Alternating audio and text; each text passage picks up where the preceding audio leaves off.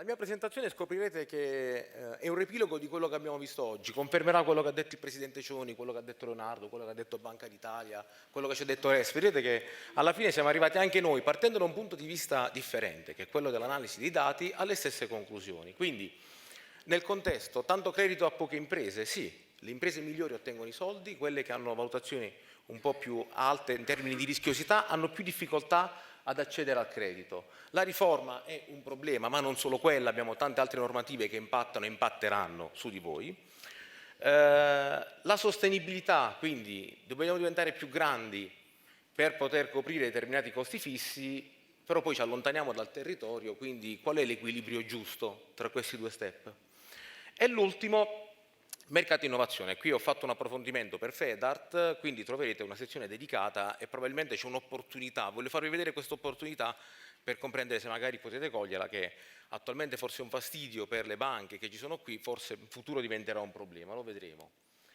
Andiamo ai dati. Allora, i dati vengono presi dal database di CRIF che è l'Eurisk, quindi sono le richieste di finanziamento. Un'impresa si siede, fra una pratica elettronica di fido, noi contiamo quelle, contiamo le pratiche elettroniche di fido. Come si legge questo grafico? Se io dico che nel terzo trimestre del 2018 sono sotto lo zero, significa che ho erogato, ci sono state meno richieste rispetto al terzo trimestre 2017, che essendo sotto la linea di zero ci sono state meno richieste rispetto al 2016 e così di seguito. Quindi questa spezzata poi la troverete anche più avanti. Cosa è successo sul mercato Italia? Sostanzialmente, se guardiamo il primo trimestre del 2018 rispetto allo stesso trimestre del 2017, meno 1,25, da inizio anno meno 1. Però questa è la media del pollo. Se vado a spaccare il dato tra le imprese più grandi e quelle più piccole, vediamo la differenza, quindi quello che diciamo prima. Qui c'è un errore, non sono società di capitali ma sono società, è un refuso. Le ditte individuali, calo delle richieste, quindi probabilmente in un momento in cui l'economia riparte mi sembra strano che le aziende non chiedano soldi, si fanno gli investimenti, chiedono i soldi, evidentemente vanno in banca, neanche gli fanno fare l'istruttoria perché non abbiamo l'interrogazione o rischio, ne abbiamo meno rispetto all'anno scorso.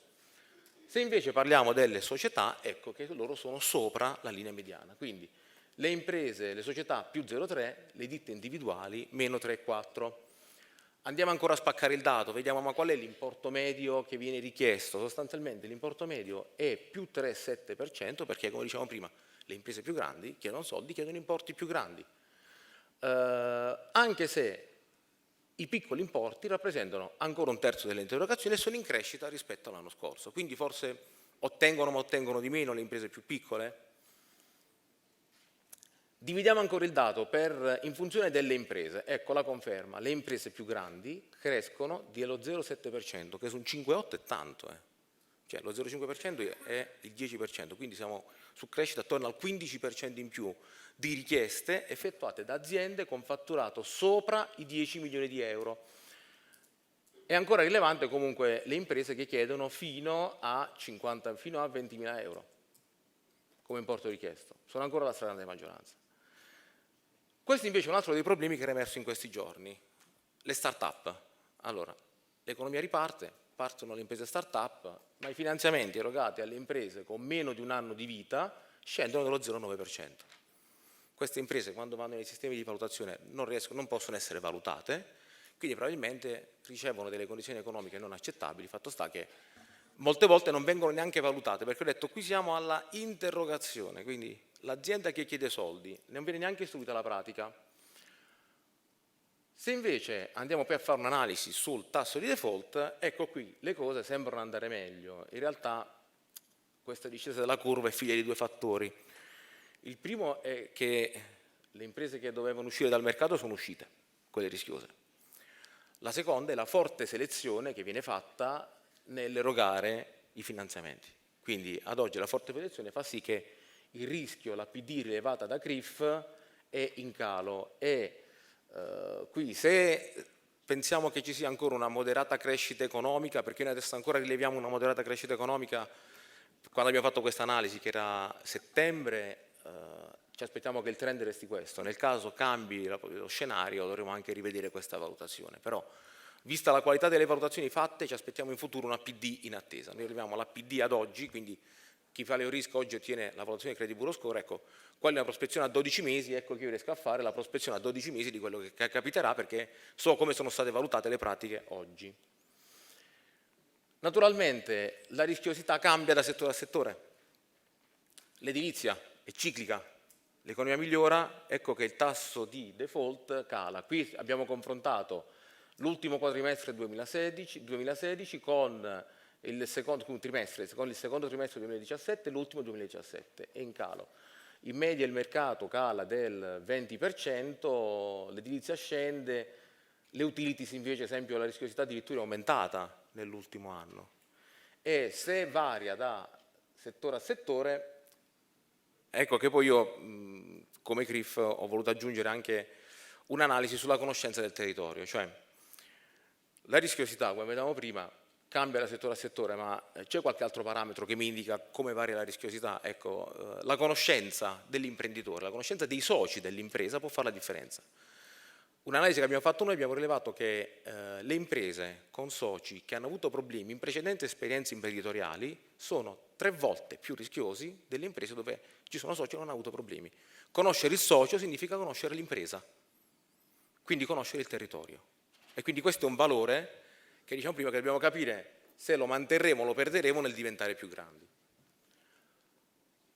Andando avanti invece abbiamo fatto un'analisi sulle imprese innovative, cioè abbiamo distinto il credito erogato tra i classic lenders, banche, società di leasing, società di factoring, il credito alle PMI in questo caso, e quello effettuato dai lender digitali, crowdfunding, anticipo fatture, quindi tutto ciò che ha solamente una versione digitale viene misurato in questo ambito. Sono anche questi quasi tutti i clienti di CRIF, quindi riusciamo a fare un'indicazione di tendenza. Allora, in termini di numero di contratti richiesti, i classic lender crescono del 4, i lender digitali del 72.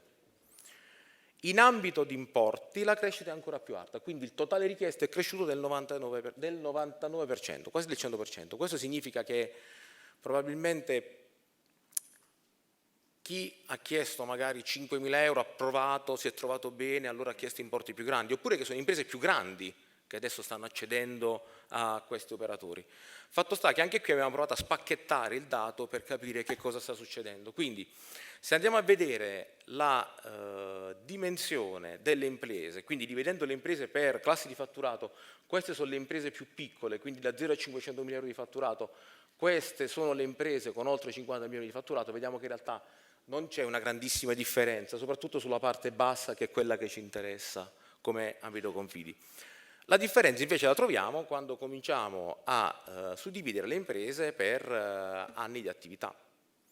Quindi vediamo come magari le imprese, quelle le start-up, 0-2 anni, hanno difficoltà sul lender classico, come hanno difficoltà sul lender innovativo.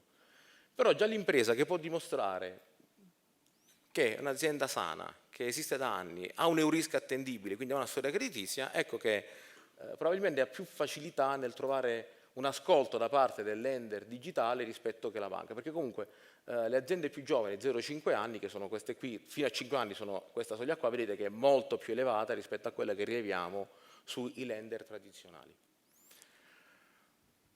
Abbiamo poi suddiviso il dato, però qui non abbiamo avuto sorprese, cioè chi accede, chi utilizza di più il canale digitale sono le aziende un po' più innovative, servizi finanziari, information and communication technology, commercio, chi non ci va dei lender tradizionali, l'agricoltura, non riusciamo a valutarli come banca, gli agricoltori, figuriamoci una persona che sta a Milano e che deve valutare un'impresa agricola in Sicilia, quindi diciamo non abbiamo sorprese da questo punto di vista. E invece la cosa che ci ha stupito un po' è la distribuzione, cioè fatto 100 le pratiche erogate dai lender digitali e dai lender tradizionali, la Campania si porta a casa quasi il 20% delle pratiche richieste rispetto all'operatività sui lender tradizionali il 10%. Può essere un razionamento del credito che viene fatto al sud, tale per cui magari al sud provano anche altri canali rispetto a quelli tradizionali. Le domande possono essere tante, può essere che magari c'è più imprenditoria giovanile e quindi si spinge di più su questi aspetti. Non lo sappiamo, truffe ce n'è di tutto, quindi diciamo, gli aspetti da valutare sono n differenti, però è una distribuzione abbastanza particolare.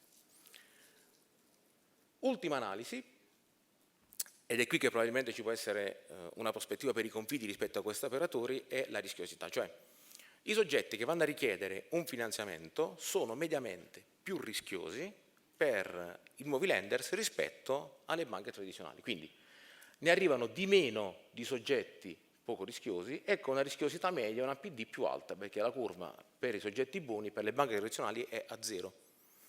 Voi perché le banche tradizionali hanno strumenti superiori di valutazione del cliente, perché hanno lo strumento di un risk ma hanno anche i dati interni, quindi hanno delle informazioni in più che i lender digitali, probabilmente come voi, non hanno, perché voi avete soltanto una base di informazioni pubbliche più il nostro dato. Però fatto sta che questi soggetti qui sono più rischiosi, quindi la domanda che viene da porsi è: ma qualcuno ci parla con questi signori qui? Perché magari loro potrebbero avere bisogno di una garanzia, perché se avessero qualcuno che li conosce l'azienda, gli dà una valutazione, un supporto, magari riuscirebbero a erogare anche un po' di più di questi signori qua. Concludo semplicemente dicendovi che allora, voi non siete clienti, siete partecipanti a un credit bureau, quindi al servizio che fornisce CRIF.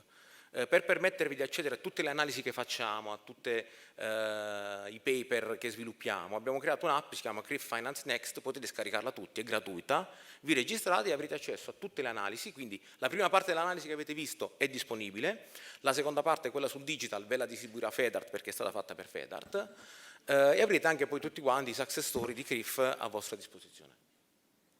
Fine delle Grazie. trasmissioni. Grazie.